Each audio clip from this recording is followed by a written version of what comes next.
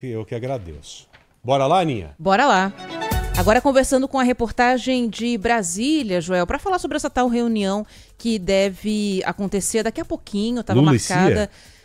Ele mesmo, com representantes dos três poderes, né? O presidente Lula, presidentes do Senado, da Câmara, também para discutir esse pacote de 500 milhões de reais, esse crédito extraordinário, de onde vem o dinheiro. Isso daí tem que ser aprovado pelo Congresso, né? Dinheiro que vai ser usado para combater os incêndios florestais. O Rafael Procópio tem as informações aqui pra gente. Tudo bem, Procópio? Boa tarde. Ô, Procópio. Oi, Ana. Oi, Joel. Boa tarde a vocês, meninos, e a todos que estão nos acompanhando nesta terça-feira.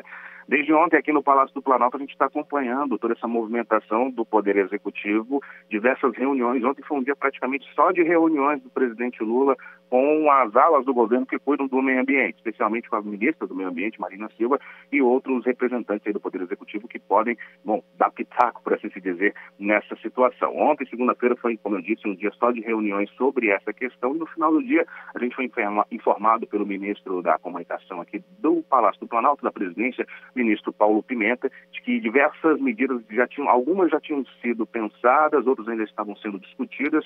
Reuniões ontem que continuaram acontecendo durante a noite, e a gente ia ter a informação do que seriam essas medidas já nesta terça-feira. Isso ainda não aconteceu. Inclusive, pelo tudo que, como está indicando, pelo passar da hora, a gente foi informado, inclusive, dessa reunião às 4h30 da tarde, ontem pelo ministro Pimenta, ao que tudo indica, a gente vai saber que medidas são essas após essa reunião. Como a Ana bem disse, teremos aí a presença dos chefes dos três poderes.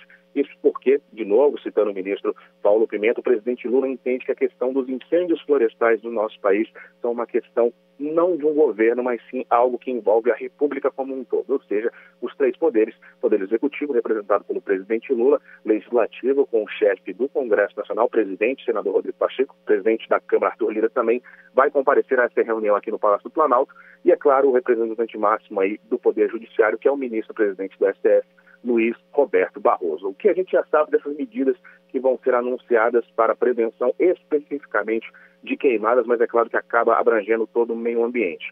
Essa questão da medida provisória liberando crédito extraordinário para o combate às chamas no nosso país. A Ana trouxe os valores aí de mais de 500 milhões de reais, e a gente está justamente esperando a publicação deste texto. Essa é a única medida que a gente tem certeza que, de fato, uma medida provisória vai ser enviada do Poder Executivo para o Poder Legislativo. Lembrando que toda medida provisória precisa ser aprovada pelo Congresso em até 120 dias, mais ou menos 4 meses. Então, por isso também faz muito sentido essa reunião com os líderes do Congresso Nacional, porque o governo entende, novamente, que é uma questão emergencial. Inclusive, ontem, em algumas reuniões, algumas dessas medidas foram tomadas principalmente depois de um relatório que foi produzido, na verdade, pedido pelo Ministério do Meio Ambiente sobre toda a situação do Brasil. E a partir desse estudo, a partir desse relatório, que as medidas e todas essas decisões estão sendo tomadas. De novo, a gente ainda não tem acesso a que decisões são essas, e a gente vai saber durante esta terça-feira, é claro, segundo aí o ministro da Comunicação da Presidência, Paulo Pimenta. Estamos aqui na expectativa,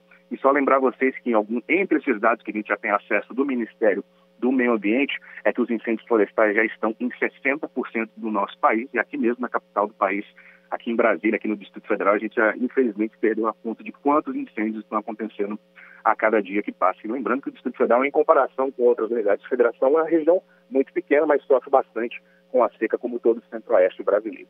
Seguimos aqui do Palácio do Planalto esperando aí o anúncio dessas medidas que, convenhamos, né, é uma questão realmente emergencial, e a gente segue de olho por aqui. É isso. Vamos ver o que sai dessa reunião, então. Procópio, obrigada, viu? Abraço para você, Procópio. Abraço, pessoal.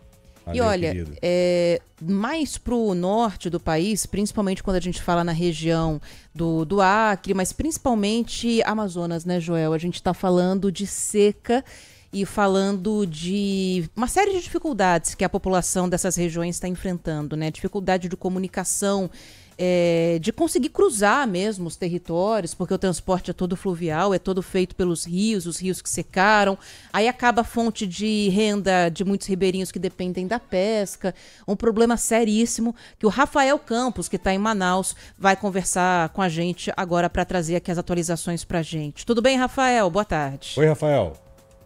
Oi, Ana Joel, boa tarde para vocês, boa tarde a todos que nos acompanham. É isso, os 62 municípios do Amazonas continuam em situação de emergência, todos são afetados pela estiagem e com isso o governo afirma que já distribuiu mais de 1 tonelada de alimentos para as regiões mais afetadas. Em boletim sobre as ações de ajuda, a gestão estadual informa que 31 purificadores de água já foram instalados, sendo 10 na calha do Rio Solimões, do Alto Solimões, região bastante afetada pela estiagem. Segundo o Comitê de Emergência Ambiental, também já foram enviados mais de 200 toneladas de medicamentos e insumos para municípios do interior. Inclusive, as cidades de Eirunepé, Canutama e Itamaraty receberam 37 cilindros de oxigênio. São todas as dificuldades que os municípios têm enfrentado, justamente pelo que vocês falavam agora há pouco, né? A dificuldade de navegação, ou seja, de chegar ao transporte, de chegar esses insumos a essas cidades. Aqui na capital Manaus, o nível do Rio Negro está em 15 metros e 77 centímetros. Faltam apenas 3 metros para alcançar a menor cota da história que foi registrada no ano passado. Por segurança, a praia da Ponta Negra, que é uma praia de água doce aqui, o principal balneário urbano da capital amazonense, foi interditado hoje para banhistas. Questões de segurança, porque nesse nível da água, muitos buracos surgem e vira uma praia de tombo. É arriscado ali para a segurança das pessoas. A Prefeitura de Manaus iniciou ontem a distribuição de ajuda humanitária para 93 comunidades rurais que sofrem com isolamento aqui no entorno da capital. Inicialmente, 7.800 famílias foram beneficiadas com alimentos e kits de higiene. Volto com vocês. Valeu, meu amigo. Um abraço para você aí. Valeu. Bom trabalho. Abraço, pessoal.